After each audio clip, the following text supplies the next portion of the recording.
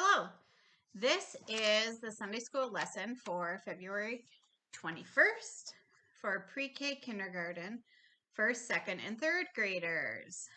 We are starting a new story this morning, the story of Noah's Ark. So, as I begin, I want to ask you a question. What is the worst smell you've ever smelled? The worst smell, like pee. So think about that. Because there's some pretty yucky smells out there, isn't there? Well, today's story is a pretty bad smelling one. So let's read it all together. I am going to read it out of the Storybook Bible. If you are interested, any third graders out there interested in reading it from your Spark Bible, you can read that story. The whole story of Noah is in Genesis chapters 6 through 9. So 6 through 9, if you would like to read it in Genesis, which is the first book of the Bible. But I am going to read it to you out of the Storybook Bible. And it has some pictures that you can see. Okay. So Noah's Ark. A long time passed since God created the world.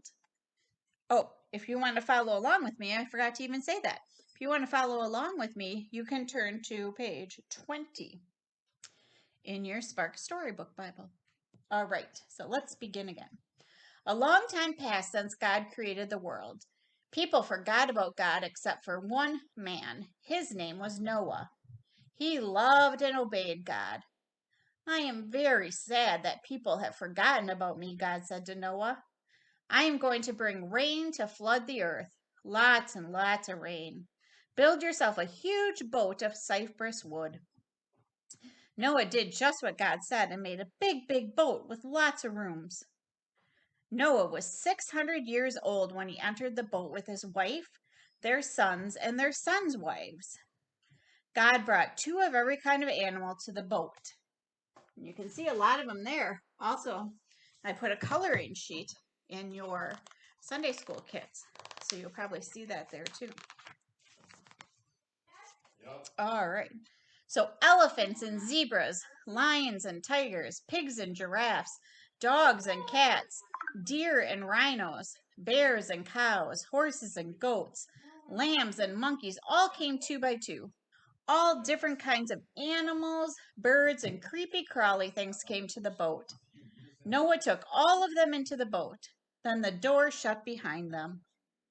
Inside the big boat, the lions roared, the dogs barked, and the birds chirped. It was stuffy and stinky. It was muggy and hot. On the outside, it rained and rained. It rained big giant drops and little baby drops for 40 days and 40 nights. The rains came down and the flood waters came up. The water splashed on the sides of the boat and pushed it up and down for 150 days. Finally, it rested on top of a tall mountain.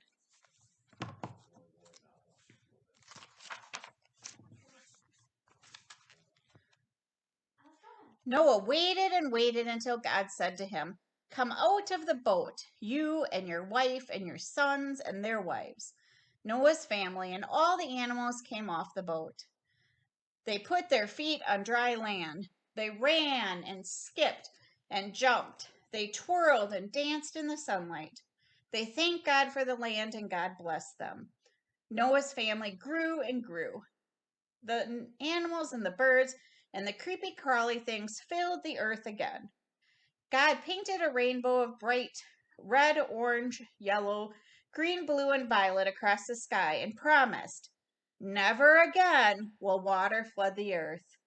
Whenever you see the rainbow in the clouds, I will see it too, and I will remember."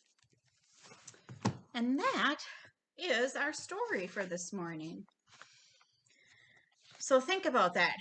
All those creatures living in a small, cramped space together. Can you imagine what it would have been like to be Noah and his wife? Wow. How about being a big elephant on that ark? It's probably so cramped. Or a teeny little mouse. You probably had to be careful not to be stepped on by any other animals. And what must it have smelled like? Yuck. Ugh.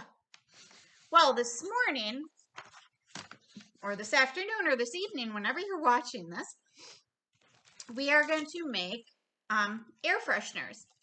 So you will probably have your baggie that says February 21st on it. So you can take that, and you're going to get a chance to create a personalized air freshener made out of some simple items. So in your baggie, you will have some pine cones, okay, that smell maybe like the outdoors. And there's a cinnamon stick, so don't eat this. Nope, but it smells like cinnamon. And maybe you have something else at home, like potpourri or something that you could put in here to make it smell better. But also, if you want to decorate the outside of your bag, you could decorate it with a reminder or a cross. But then you can put your stuff in the baggie here. And then hopefully you can tighten it up and it'll smell good, like a cute little air freshener, okay? And you can put this maybe in a car, you can put it in a room or your locker at school to help make it smell good. And these air fresheners will be a great reminder that God's promise is like a breath of fresh air, right? To know that promise. So I hope you enjoyed making it's pretty easy. Maybe you haven't made it yet, but you could pause the video and make it, or make it after you're done watching it. But you had some fun thinking about being on the ark and what it might have smelled like. And so how do we know? How do we know that God is there in the midst of it all? How do we remember that? We remember it from the rainbow, right? We remember that the rainbow means that God is with us. God promises to be with us and through everything. And he promises promises to never flood the earth again and to be with us always, right? So let's close in a prayer. Loving God, thank you for the gifts of nature, the sights and sounds, and even the smells. We are glad to be part of your story. Help us to always know that you are near and to keep you with us. You provide a breath of fresh air in all that we do. Amen. So enjoy your air fresheners. All right. Have a great week. Bye-bye.